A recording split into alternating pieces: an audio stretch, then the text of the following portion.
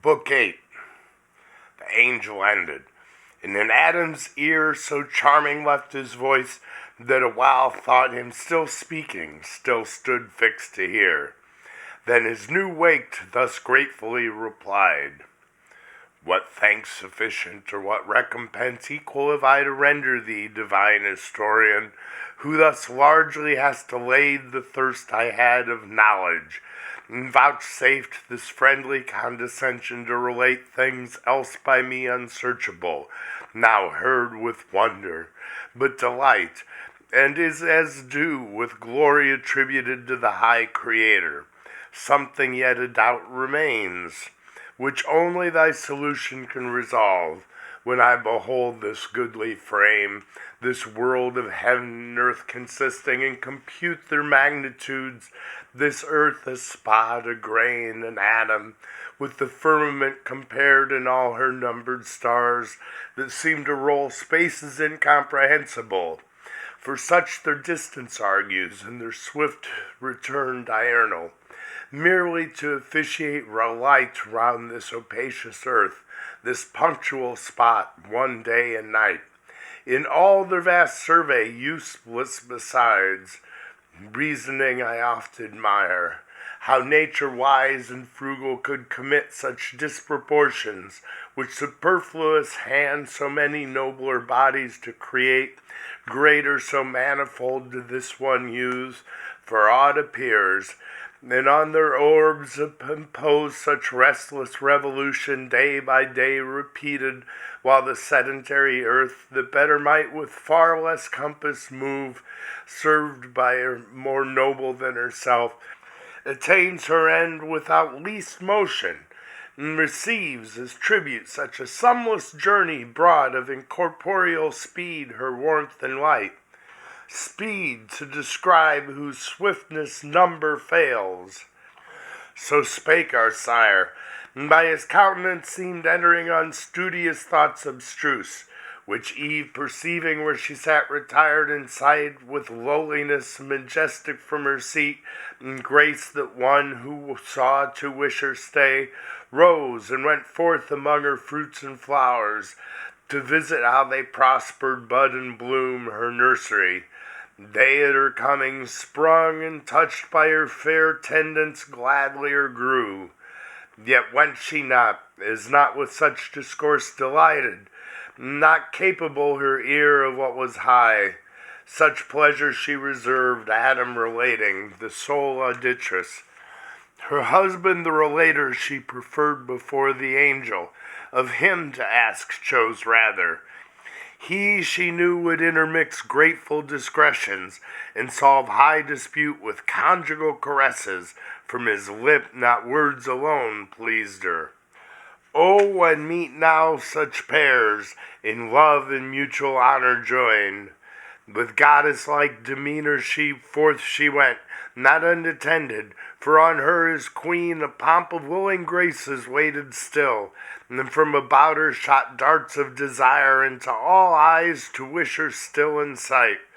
And Raphael now to Adam's doubt proposed, benevolent facile thus replied, To ask or search I blame thee not, for heaven is as the book of God before thee set, wherein to read his wondrous works, and learn in seasons, hours, or days, or months, or years. This to attain, whether heaven move or earth imports not, if thou reckon right. The rest from man or angel the great architect did wisely to conceal, and not divulge his secrets to be scanned by them who ought rather admire. Or if they list to try conjecture, he his fabric of the heavens hath left to their disputes, perhaps to move his laughter at their quaint opinions wide hereafter, when they come to model heaven and calculate the stars, how they will wield the mighty frame, how build, unbuild, contrive to save appearances, how gird the sphere with centric and eccentric scribbled over, circle and epicycle, orb and orb. Already by thy reasoning this I guess, who art to lead thy offspring, and supposest the bodies bright and greater should not serve the less not bright, nor heaven such journeys run, earth sitting still, when she alone receives the benefit.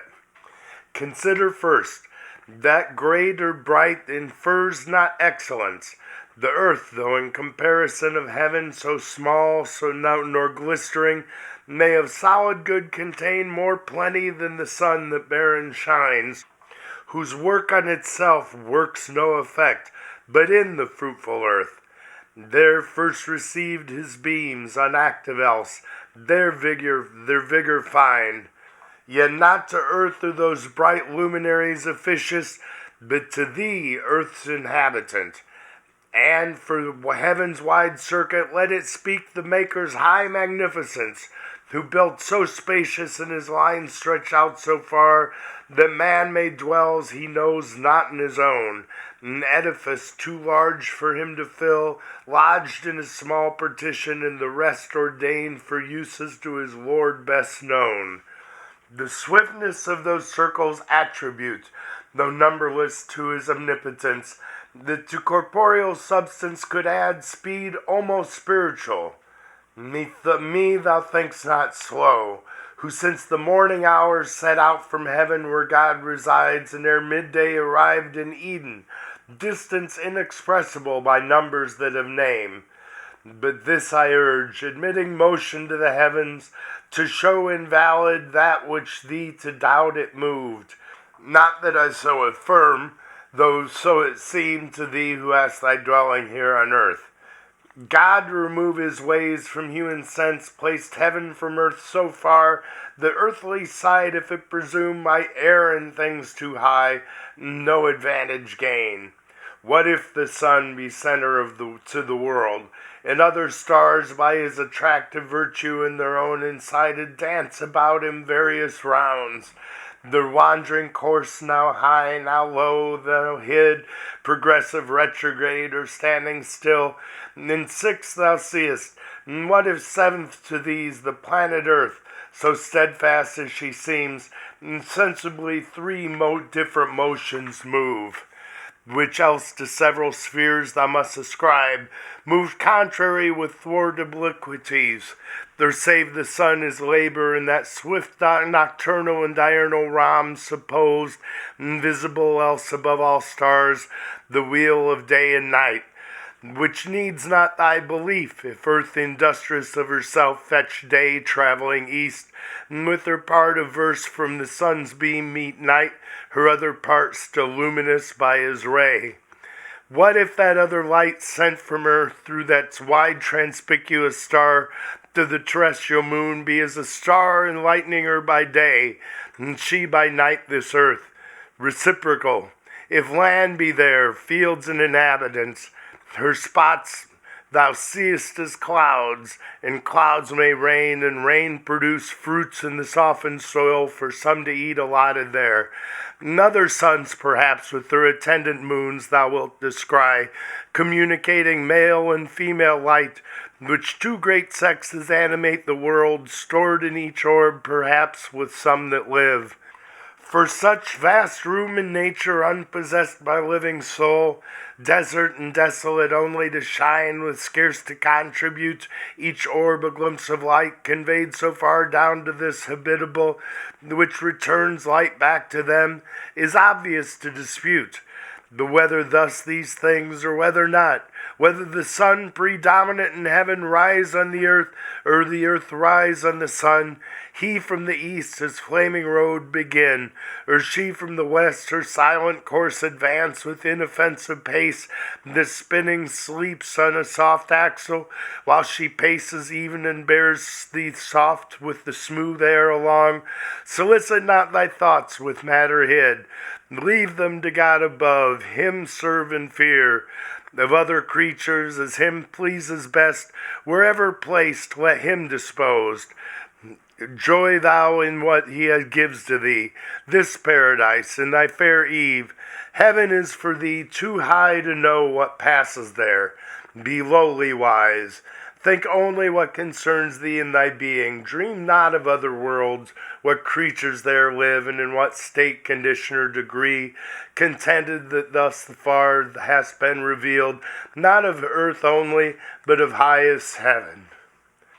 To whom thus Adam, cleared of doubt, replied, How fully hast thou satisfied me, pure intelligence of heaven, angel serene and freed from intricacies, taught to live the easiest way, nor with perplexing thoughts to interrupt the sweet of life, from which God hath bid dwell far off all anxious cares, and not molest us, unless we ourselves seek them with wandering thoughts and notions vain. But apt the mind or fancy is to rove unchecked, and ever roving is no end, till warned or by experience taught, she learn not to know at large of things remote from use, obscure and subtle, but to know that which before us lies in daily life is the prime wisdom. What is more is fume, or emptiness, or fond impertinence, and renders us in things that most concern unpracticed, unprepared, and still to seek. Therefore from this high pitch let us descend to lower flights, and speak of things at hand useful, which haply mention may arise of something not unseasonable to ask by sufferance, and thy wanted favor deigned. Thee I have relating what was done ere my remembrance. Now hear me relate my story, which perhaps thou hast not heard. The day is not yet spent. Till then thou seest how subtly to detain thee I devise, inviting thee to hear while I relate, fond, were it not in hope of thy reply. For while I sit with thee I seem in heaven, and sweeter thy discourse is to my ear than fruits of palm tree, pleasantest to thirst and hunger both, from labor at the hour of sweet repast. They satiate and soon fill, though pleasant, but thy words with grace divine imbued bring to their sweetness no satiety. To whom thus Raphael answered heavenly meek, Nor are thy lips ungraceful, sire of men, nor tongue ineloquent, for God on thee abundantly his gifts hath also poured inward and outward both, his image fair. Speaking or mute, all comeliness and grace attends thee, and each word, each motion forms. Nor less we think we in heaven of thee on earth than of our fellow servant, and inquire gladly into the ways of God with man. For God we see hath honored thee, and set on man his equal love. Say therefore on. For I that day was absent, as befell, bound on a voyage uncouth and obscure, far an excursion towards the gates of hell, squared in full legion, such command we had, to see that none thence issued forth a spy or enemy, while God was in his work, lest he incensed at the eruption bold destruction with creation might have mixed. Not that they durst without his leave attempt, but us he sends on his high behest for state as sovereign king, and to renew our prompt obedience. Fast we found, fast shut the dismal gates and barricadoed strong, but long ere our approaching heard within noise other than the song of dance or song, torment and loud lament and furious rage. Gladly returned up to the coast of light ere Sabbath evening, for so we had in charge, but thy relation now. For I attend, pleased with thy words no less than thou with mine. So spake the godlike power, and thus our sire, For man to tell how human life began is hard, for who himself beginning knew. Desire with thee still longer to converse induced me. As new waked from soundest sleep, soft on a flowery herb, I found me laid in balmy sweat, which with his beams the sun soon dried, and on the reeking moisture fed. Straight toward heaven my wandering eyes I turned, and gazed awhile the ample sky. To raise by quick instinctive motion, up I sprung, this thitherward endeavoring, and upright stood on my feet. About me round I saw hill, dale, and shady woods, and sunny plains, and liquid laps of murmuring streams. By these, creatures that lived and moved and walked or flew, birds on the branches warbling, All things smiled with fragrance and with joy, my heart overflowed. Myself I then perused, and limb by limb surveyed, and sometimes went and sometimes ran with supple joints as lively vigor led. But who I was, or where, or from what cause, knew not. To speak I tried, and forthwith spake. My tongue obeyed, and readily could name whatever I saw. Thou sun, said I, fair light, and thou enlightened earth, so fresh and gay, ye hills and dales, ye rivers, woods, and plains, and ye that live and move, fair creatures, tell if you saw, how came I thus, how here? Not of myself, but some great maker then, in goodness and in power preeminent. Tell me how I may know him, how adore, from whom I have, that thus I move and live, and feel that I am happier than I know. While thus I called and strayed, I knew not whither, from where I first drew air and first beheld this happy light, when answer none returned, on a green shady bank profuse of flowers, pensive I sat me down. There gentle sleep first found me, and with soft oppression seized my drowsed sense, untroubled, though I thought I was then passing to my former state insensible, and forthwith to dissolve, when suddenly at my head a dream, whose inward apparition gently moved my fancy to believe I yet had being and lived. One came, methought, of shape divine, and said, Thy mansion once thee, Adam, rise. First man, of man innumerable ordained first father, called by thee I come thy guide to the garden of bliss, thy seat prepared. So saying, by the hand he took me raised, and over fields and waters, as in air smooth sliding without step, last led me up a woody mountain, whose high top was plain, a circuit wide and closed, with goodliest trees planted, with walks and bowers, that what I saw of earth before scarce pleasant seemed. Each tree loaded with fairest fruit, that hung to the eye tempting, stirred in me sudden appetite to pluck and eat, whereat I waked, and found before mine eye all real, as dream had lively shadowed. Here had new begun my wandering, had not he who was my guide up hither, from among the trees appeared, presence divine. Rejoicing, but with awe, in adoration at his feet I fell submiss. He reared me, and whom thou soughtst I am, said mildly, the author of all this thou seest above, around, about thee, or beneath.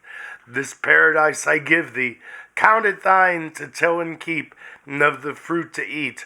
Of every tree that in the garden grows, eat freely with glad heart. Fear here no dearth. But of the tree whose operation brings knowledge of good and ill, which I have set the pledge of thy obedience and thy faith, amid the garden by the tree of life, remember what I warn thee. Shun the taste, and shun the bitter consequence. For know, the day thou eatest thereof, my sole command transgress, and inevitably thou shalt die. From that day, mortal, in this happy state shalt lose, expelled from hence into a world of woe and sorrow. Sternly he pronounced the rigid interdiction, which resounds yet dreadful in mine ear, though in my choice not to incur. But soon his clear aspect returned, and gracious purpose thus renewed. Not only these fair bounds, but all the earth to thee and to thy race I give, as lords possess it, and all things that therein live, or live in sea or air, beast, fish, and fowl, and sign whereof each bird and beast behold after their kinds. I bring them to receive from thee their names, and pay thee fealty with low subjection. Understand the same of fish within their watchy residence, not hither summoned, since they cannot change their element to draw the thinner air. As thus he spake, each bird and beast behold approaching two and two, these cowering low with blandishment, each bird stooped on his wing. I named them, and they passed, and understood their nature, and with such knowledge God endued my sudden apprehension. But in these I found not what methought I wanted still, to the heavenly vision thus presumed. O by what name, and for thou art above all these, above mankind, and aught that mankind higher surpassed far my naming, how may I adore thee, author of this universe, and all this good demand, for whose well-being so amply and with hands so liberal thou hast provided all things. But with me I see not who partakes. In solitude what happiness? Who can enjoy alone, or all enjoying what contentment find? This I presumptuous, and the vision bright is with a smile more bright and thus replied. What callest thou solitude? Is not the earth with various living creatures, and the air replenished, and all these at thy command to come and play before thee? Knowest thou not their language and their ways? They also know, and reason not contemptibly. With these find pastime and bear rule. Thy realm is large. So spake the universal Lord, and seemed so ordering. I, with leave of speech implored, and humble deprecation thus replied. Let not my words offend thee, heavenly power, my Maker, be propitious while I speak. Hast thou not made me here thy substitute, and these inferior far beneath me set? Among unequals, what society consort, what heaven harmony or true delight, which must be mutual, in proportion due, given and received. But in disparity, the one intense, the other still remiss, cannot well suit with either, but soon prove tedious alike. Of fellowship I speak, such as I seek, fit to participate all rational delight, wherein the brute cannot be human consort. They rejoice each with their own kind, lion with lioness, so fitly them in pairs thou hast combined. Much less can bird with beast, and fish with fowl so well converse, nor with the ox the ape. Worse then can man with beast, and least of all. Whereto the Almighty answered, not displeased. A nice and subtle happiness I see thou to thyself proposest, in the choice of thy associates, Adam, and wilt taste no pleasure, though in pleasure solitary. What thinkst thou then of me, in this my state? Seem I to thee sufficiently possessed of happiness, or not? Whom am alone from all eternity, for none I know second to me or like, equal much less. How have I then with whom to hold converse, save with the creatures which I made, and those to me inferior, infinite descents beneath which other creatures are to thee? He ceased, and I lowly answered, to attain the height and depth of thy eternal ways, all human thoughts must come short, supreme of things. Thou in thyself art perfect, and in thee is no deficience found. Not so in man, but in degree the cause of his desire, by conversation with his like to help or solace his defects. No need that thou shouldst propagate, already infinite, and through all numbers absolute, though one. But man by number is to manifest his single imperfection, and beget like of his like, his image multiplied, and in unity defective, which requires collateral love and dearest amity. Thou in thy secrecy, although alone, best with thyself accompanied, seekst not social communication, yet so pleased canst raise thy creature to what height thou wilt, of union or communion deified. I, by conversing, cannot these erect from prone, nor in their ways complacent find. Thus I emboldened spake, and freedom used permissive, and acceptance found, which gained this answer from the gracious voice divine. Thus far to try thee, Adam, I was pleased, and find thee knowing not of brute beasts alone, which thou hast rightly named, but of thyself, expressing well the spirit within thee free, my image, not imparted to the brute, whose fellowship therefore unmeet for thee good reason was thou freely shouldst dislike, and be so minded still. I, ere thou spakest, knew it was not good for man to be alone. No such company as then now thou saw'st intended thee, for trial only brought, to see how thou couldst judge of fit and meet. What next I bring shall please thee, be assured. Thy likeness, thy fit help, thy other self, thy wish, exactly to thy heart's desire. He ended, or I heard no more, for now my earthly by his heavenly overpowered, which it had long stood under, strained to the heights in that celestial colloquy sublime, as with an object that excels the sense, dazzled and spent, sunk down, and sought repair of sleep, which instantly fell on me, called by nature as an aid, and closed my eyes.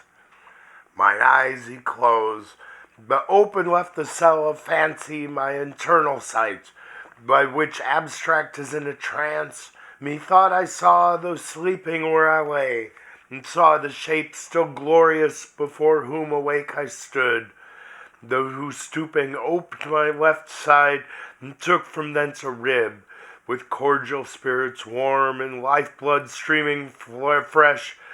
Wide was the wound, but suddenly the flesh filled up and was healed. The rib he formed and fashioned with his hands. Under his forming hands a creature grew, manlike but different sex, so lovely fair that what seemed fair in all the world seemed now mean, or in her summed up, in her contained and in her looks, which from that time infused sweetness into my heart, unfelt before, and into all things from her air inspired the spirit of love and amorous delight. She disappeared and left me dark. I waked to find her, or forever to deplore her loss, and other pleasures all abjure.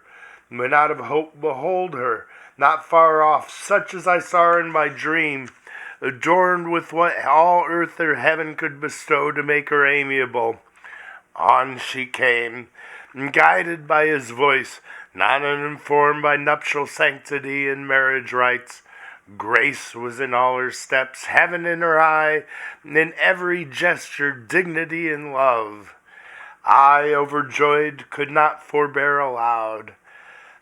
This turn hath make amends. Thou hast fulfilled thy words, Creator, bounteous and benign, giver of all things fair, but fairest this of all thy gifts, nor enviest. Now I see, bone of my bone, flesh of my flesh, myself before me. Woman is her name, of man extracted. For this cause he shall forgo father and mother, and to his wife adhere, and they shall be one flesh, one heart, one soul. She heard me thus, and though divinely brought, yet innocence and virgin modesty, her virtue and conscious of her worth, that would be wooed and not unsought be won, not obvious, not obtrusive, but retired, the more desirable, or to say all nature herself, though pure of sinful thought, wrought in her so, that seeing me she turned. I followed her. She what was honor knew, and with obsequious majesty approved my pleaded reason. To the nuptial bower I led her blushing like the morn.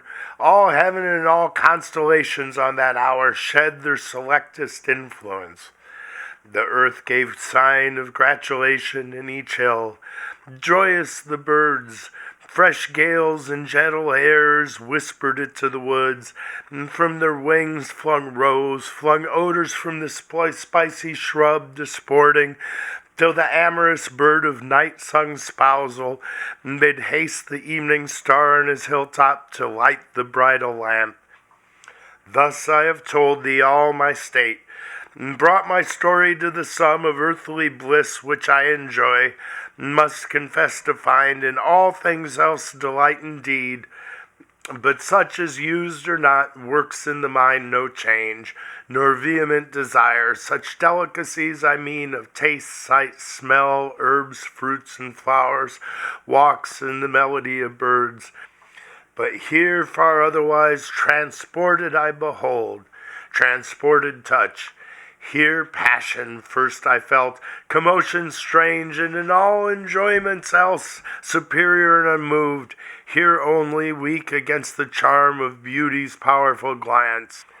Or nature failed in me, and left some part not proof enough such object to sustain.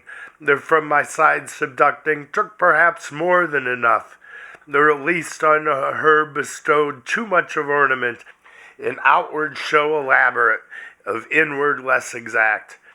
For well I understand in the prime end of nature her the inferior, in the mind and inward faculties which most excel, in outward also her resembling less his image who made both, and less expressing the character of that dominion given though the other creatures. Yet when I approach her loveliness, so absolute she seems, and in herself complete, so well to know what her own, that what she wills to say or do seems wisest, virtuousest, discreetest, best. All higher knowledge in her presence falls degraded. Wisdom in discourse with her loses discountenanced, like folly shows.